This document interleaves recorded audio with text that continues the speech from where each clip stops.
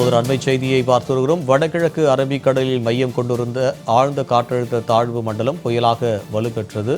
அரபிக்கடலில் உருவான காற்றழுத்த தாழ்வு மண்டலம் புயலாக மாறியிருக்கிறது.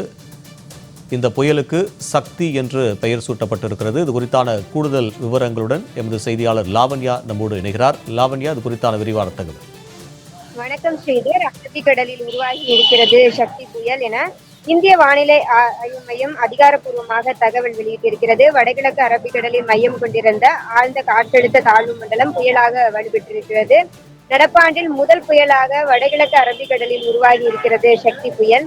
புயலாக வலுப்பெற்றதை தொடர்ந்து இலங்கை பரிந்துரைத்த சக்தி என பெயர் சூட்டப்பட்டிருக்கிறது. சக்தி மேற்கு வடமேற்கு திசையிலும் அதற்கடுத்து மேற்கு தென்மேற்கு திசையில் நகர்ந்து அடுத்த 24 மணி நேரத்தில் தீவிர புயலாக வலுவடையக்கூடும் என இந்திய வானிலை ஆய்வு மையம் தகவல் தெரிவித்துள்ளது. மேலும் மேற்கு தென்மேற்கு திசையில் நகர்ந்து 5ஆம் தேதி வாக்கில் வடக்கு மற்றும் அதனை ஒட்டிய மத்திய அரபிக்கடல் பகுதிகளை நோக்கி நகரக்கூடும் எனவும் தெரிவிக்கப்பட்டிருக்கிறது. ஸ்ரீதர், தகவலுக்கு நன்றி லாவண்யா.